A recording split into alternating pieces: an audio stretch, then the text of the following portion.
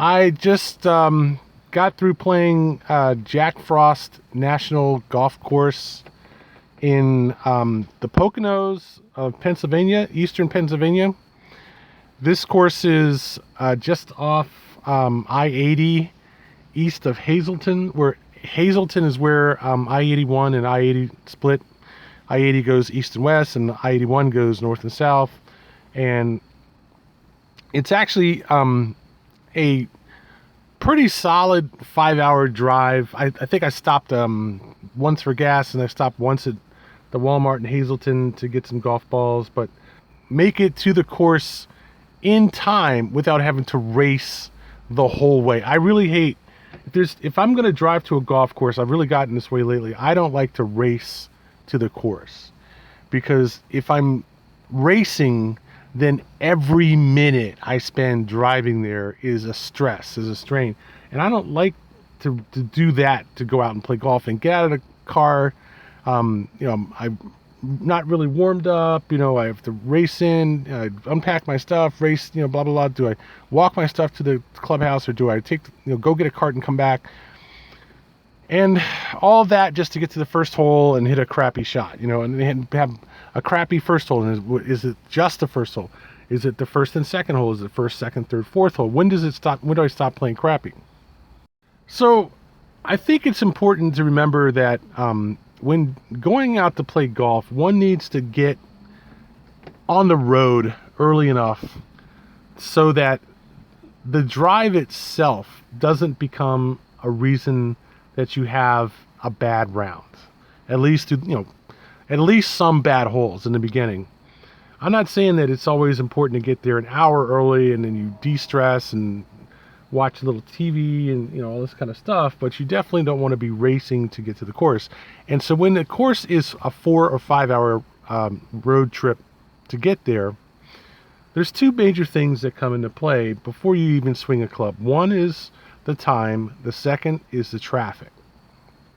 So luckily for this course, it may be in the Poconos just west of New York, let's say. It's not far from New York.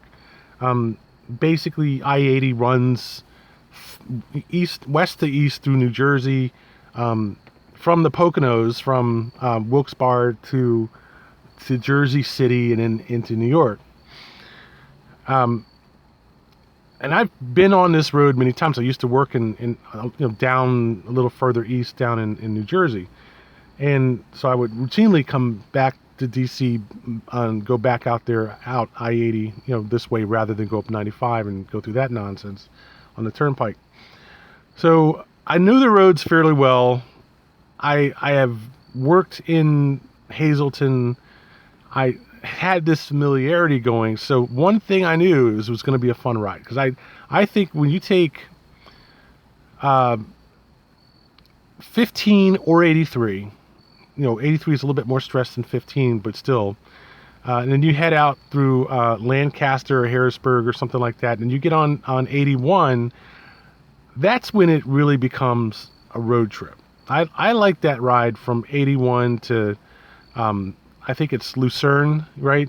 Where 84 splits, and 84 and 81 split. 81 goes north, and 84 goes sort of east over and then north to Allentown and so forth. This is a ride up through the mountains. You're in the mountains, and it's just a really fun ride. I always like driving it. Always wanted to take a bike and go up there. I really look forward to that drive. So one of the reasons I was happy to play this course through our league was it was at a place that I know well, and I know it's a good drive. It's not like a crappy drive, And that plays all into your mind when you're talking about getting up at 5:30 to drive 5 hours to go play golf. You have to have your ducks in order. So having said that, was the course worth it? Was the course worth the effort? Well, there's two parts to this. First of all, it was part of our league, so it's not literally the DC league. This is more the Pennsylvania, Philadelphia league. So that's one thing. And the second thing is that it is a mountain course, and I like playing, hilly mountain courses. I think that's one of the good challenges of golf. You can playing a flat course is one thing. Playing a hilly course is a whole different level of golf. Your shots are always short or long. You're either hitting uphill or downhill. The fairways are really often not very wide. They're certainly not as wide as a flat course usually is, with some exceptions. Like Algonquin, and the fairways aren't really that wide there. But it's an extra 2 or 3 dimensions of golf. The greens are often shaded by trees, tucked away under the trees somewhere. The fairways often involve more trees, than usual. Yeah. Anyway, so this is what happens. You go on location to shoot videos. So anyway, it's a good excursion, but not one I would recommend often. I would not say go to the Bear Trace in Tennessee and play every week. That's a 12-hour drive from DC down to the Bear Trace. It's a good course to play, and I'm sure there are a lot of courses like Missouri, Kansas, Arkansas, whatever other states out there. In the meantime, West Virginia, Ohio, Illinois, Kentucky. There are a lot of good courses in the center of the United States, or the eastern center, or whatever you call the Mississippi River Valley or whatever. But they're not the kind of thing you're going to want to say, oh, I'm going to hop in a plane, or I'm going to drive. I'm going to spend the night. I'm going to get up. I'm going to go play golf. I'm going to spend the night there, come back. And I was tempted to spend the night at this place up in the Poconos, but I was like, no, let me do it the hard way. I'll just drive out there in the morning and drive. The way I've played many other courses in Pennsylvania, get up, soldier through it, drive out there, play the course. So one of the things you have to keep in mind when you don't play a course that's right in your neighborhood is it's going to involve some driving. And most of the courses that I've played in Pennsylvania require at least a 2-hour or 3-hour drive. This one is a 4-hour drive. This is just north of Philadelphia, just sort of east of Wilkes-Barre, Scranton. It is a solid 5-hour drive up to this course from the DC area. But it was a lot like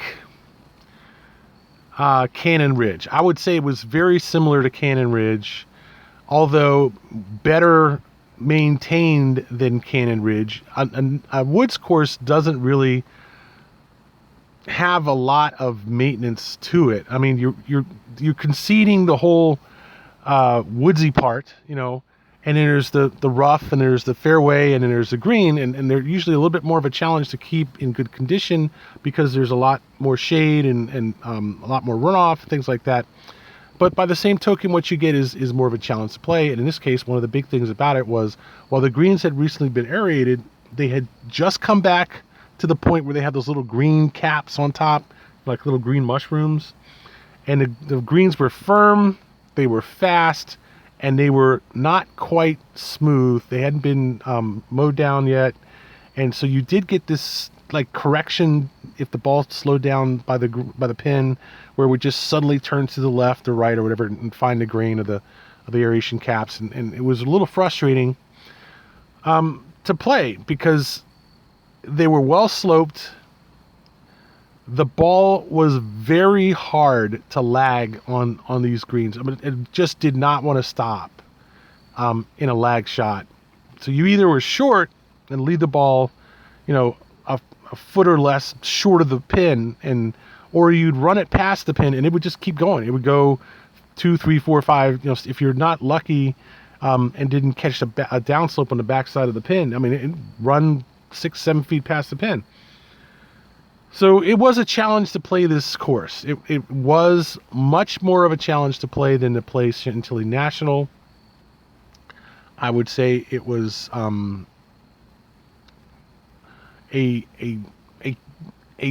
good challenge, but I wouldn't know if I would say it was really worth the extra drive. I mean, I think for a course like this, I could just go play, like I said, Cannon Ridge or Mountain View, like I played in Joppa the other day, and get a lot of the same kind of challenge while the one course in Joppa, which I will mention in the notes, was probably flatter, certainly, undoubtedly flatter. It still was a good challenge. Like this course, involved a lot of tabletop greens and shoulder sand traps, things like that. But I think Cannon Ridge was much more of a duel for this kind of a course. Not quite Little Bennett, but definitely Cannon Ridge. So I don't think it's really necessary to drive way out there. I mean, but Cannon Ridge is not exactly close. It is still, just northwest of Frederick, not quite as far as Maryland National, but not far from Maryland National. It's out there. I'd say it's probably about a 2-hour drive for me to get there. So it's hard to get on a members course that's also hosting the Open, okay? It's fairly easy to get on a public course that's also hosting the Open because, you can play right up pretty much until a couple of weeks before they actually have the Open, like Bethpage, like Torrey Pines. It's easy for the public to get on the course a week or 2 weeks or so before they host the Open there. 250 miles. It was 225 miles. So, no, seriously. So it was less than that, okay? That, to me, is about my comfort zone. I've driven to play Bethpage from D.C., played Bethpage, and then drove back. That is a lot of driving. That's 6 hours to get there, 5 hours to walk Bethpage Black, and then come back. That is tiring. But everybody has their own thing, all I can say is this was an interesting experience, and I would certainly recommend it if you happen to be in somewhere between Wilkes-Barre and Allentown and Lucerne, I guess it is, and Western New Jersey, and you want to go someplace interesting to play.